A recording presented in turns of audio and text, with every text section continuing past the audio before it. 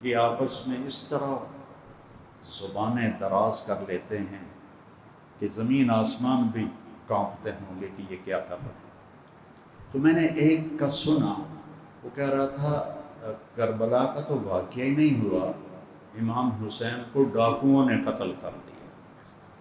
مجھے اتنا دکھ ہوا،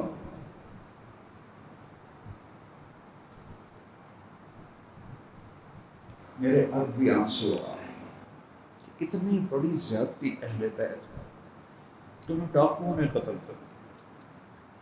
ایک دوسرے صاحب بولے کربلا میں جنگی نہیں ہوئی، امام حسین تو کوفے گئے تھے کہ لوگوں کو سمجھائیں کہ یزید کی بیعت نہ توڑو، لا الہ الا اللہ۔ امام حسین کی شہادت کو 1385 سال ہو چکے ہیں، 61 ہجری میں شہید ہوئے، آج 1446، 1385۔ اللہ کا فضل ہے، میرا دعویٰ کوئی نہیں، لیکن اللہ نے مجھے تاریخ پڑھنے کا بہت تفصیلی موقع دیا۔ یہ بات میرے کانوں نے پہلی دفعہ سنی کہ وہ تو یزید کی بیعت کے لیے ان کو تیار کرنے جا رہے تھے۔ اتنا بڑا بہتان،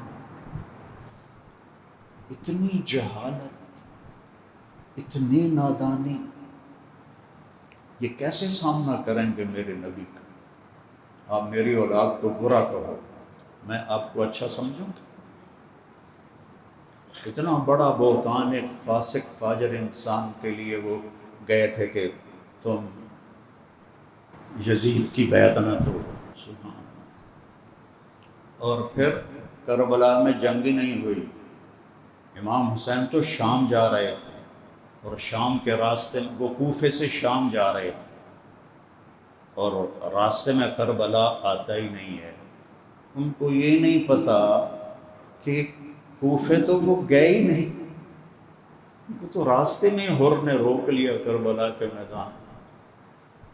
جب آپ امیر المومنین حضرت علی علیہ السلام نے جب ہجرت کی مدینہ سے کوفہ تو کربلا سے گزرے تو زور سے کہا صبراً ابا عبداللہ، صبراً ابا عبداللہ، صبراً ابا عبداللہ۔ ابو عبداللہ حضرت حسین کا لقب تھا۔ ابو عبداللہ صبر، ابو عبداللہ صبر، ابو عبداللہ صبر۔ ساتھیوں نے پوچھا یہ آپ کیا فرما رہے ہیں؟ کہا یہ مٹی پہچان رہا، میرے نبی نے مجھے فرمایا تھا کہ میرا حسین اس مٹی میں شہید ہوگا، تو میں اس کو نصیحت کر رہا ہوں کہ صبر کا دامن نہ چھوڑنا، ادھر آ ستم گر ہنر آزمائیں، تو تیر آزما ہم جگر آزمائیں۔ وہ تو کوفے گئے ہی نہیں، اتنی جہالت، اتنی جہالت۔ وہ تو یزید کے لیے لوگوں کو منانے جا رہے تھے۔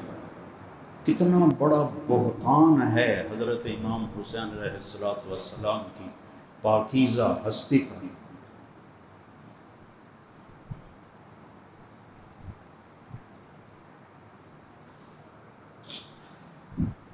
تو ان دونوں چیزوں سے اپنے آپ کو بچاؤ۔